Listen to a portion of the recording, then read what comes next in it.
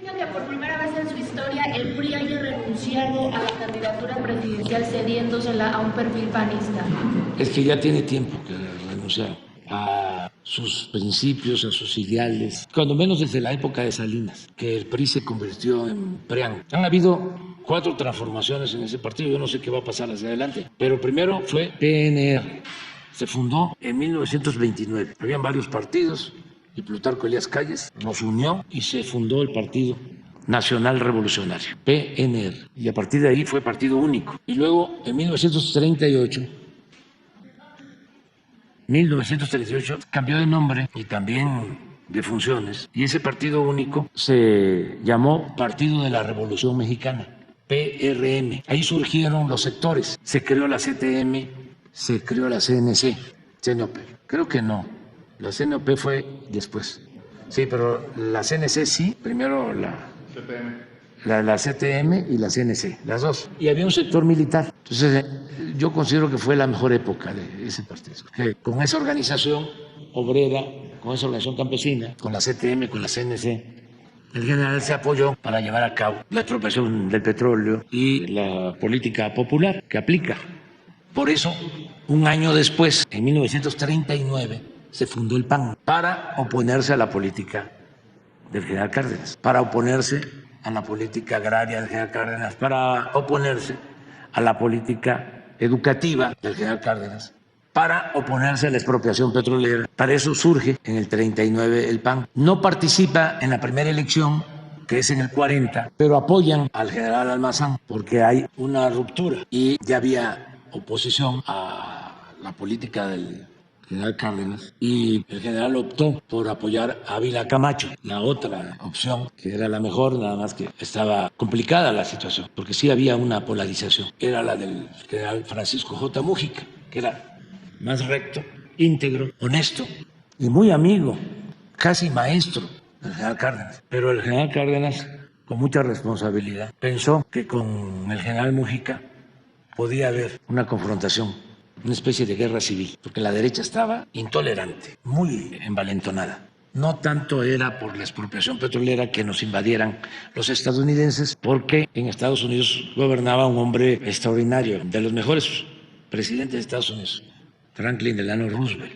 Eso siempre respetó la decisión del general Cárdenas de expropiar el petróleo. Entonces, pero no era por eso. Eran fuertes las compañías petroleras extranjeras. Y sí hubo oposición. Ellos impulsaron la rebelión de Zedillo en ese entonces. Y muchas cosas más. Pero lo más delicado era la oposición de derecha, conservadora. Entonces, Ávila Camacho era más moderado, centrista, católico. Y se pensó que con eso se evitaba la confrontación. De todas maneras, hubo oposición. Surgió Almazán, militar, y fue apoyado por el PAN, que no postuló candidato, y fue apoyado por la derecha. Y fue tan difícil esa elección, aún con Ávila Camacho, que hubieron enfrentamientos y hubieron muertos, muchos muertos. Pero después Almazán no resistió, no siguió, se fue al exilio, como antes se había ido al exilio también otro opositor, Vasconcelos, que salió de ahí, de tu estado, del puerto de Guaymas, al exilio.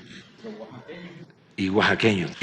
Entonces, eso es el Partido de la Revolución Mexicana, 38. Y luego, ya con Ávila Camacho, se va moderando la línea revolucionaria, lo que no hubiese pasado con Mújica. Ávila Camacho se entiende con el Grupo Monterrey, claro, a cambio de concesiones, y se va corriendo el gobierno a la derecha. La revolución se va institucionalizando.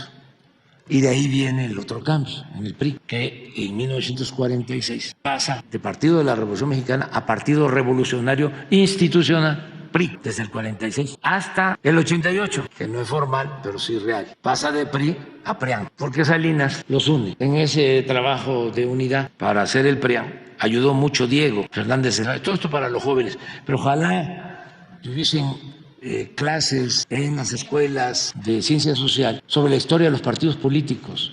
Por ejemplo, no se sabe que el primer partido político después de la revolución fue el Partido Comunista, que se fundó en 1919. No se sabe que el Partido Liberal dio a conocer en 1906 uno de los mejores programas para el desarrollo de México, de primera, ese programa que Todos los mexicanos deberíamos de leerlo. 1906. Lo hicieron los magonistas. Entonces, a partir del 88, PRIAN y nosotros empezamos a denunciarlo. Son lo mismo, son lo mismo, son lo mismo. Y decían que no.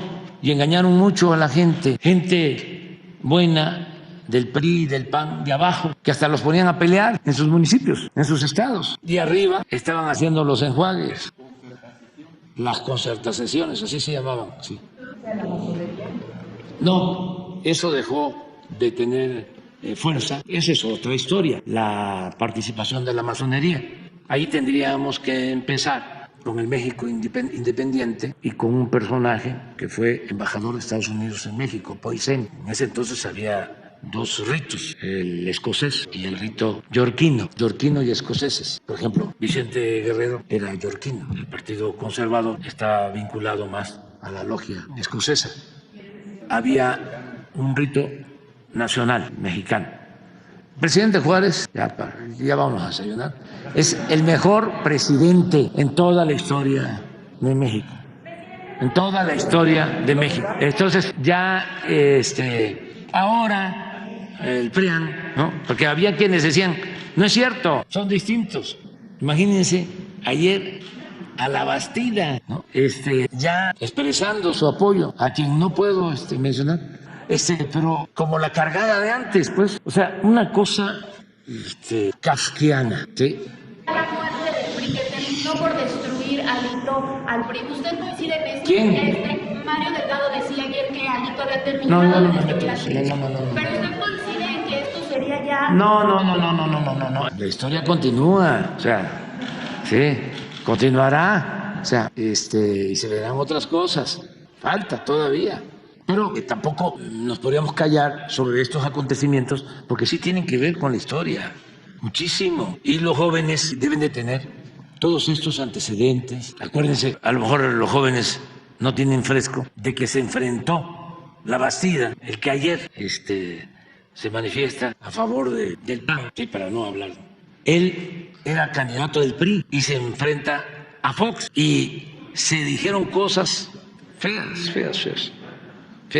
sí, y fuertes, sí, en el debate. Uno, Fox del PAN y la Bastida del PRI. Y ahora resulta que los dos están en lo mismo.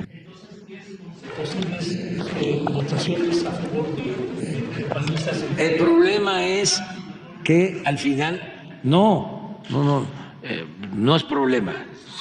Lo expresé mal. Sí. Por fortuna, y es una bendición, que va a ser el pueblo, no 10, el que va a decidir. Porque esto es un proceso que inicia, es una primera etapa, es un prólogo mal escrito, una introducción mal hecha. No, viene lo bueno, la decisión del pueblo. Esa es la verdadera democracia. Puede ser que en esta etapa los machuchones, ¿no?, se impongan con sus voceros y toda su manipulación de siempre, pero falta que el pueblo tiene la primera y la última palabra. El pueblo manda. Debemos de sentirnos orgullosos de eso, muy orgullosos todos de estar viviendo estos momentos. Porque en otras circunstancias, ¿qué pasaba cuando los de arriba decidían sobre alguien? Ya salía el impuesto por los de la élite del poder y ya la campaña y la elección eran un mero requisito, eran para llenar el expediente, para darle formalidad, legitimidad, pero salían, destapaban y ya. Esto también que los jóvenes lo tengan presente. Ahora no, ahora es hasta que van a hacer las elecciones, creo que en junio, 2 de junio, ¿sí? Ahí es donde se va a decidir y lo va a decidir todo el pueblo. Y vale lo mismo un voto de los de arriba que un voto de un obrero, de un integrante de clase media, de un indígena, igual. Sí, es lo mismo, o sea, es lo mismo, vale lo mismo. Entonces ahí es igualdad. Y afortunadamente, pues ya la gente también está muy informada, sabe qué conviene, qué no conviene. Voy a la supervisión a Dos Bocas y mañana el informe. Están invitados para el informe. Estamos viendo con Jesús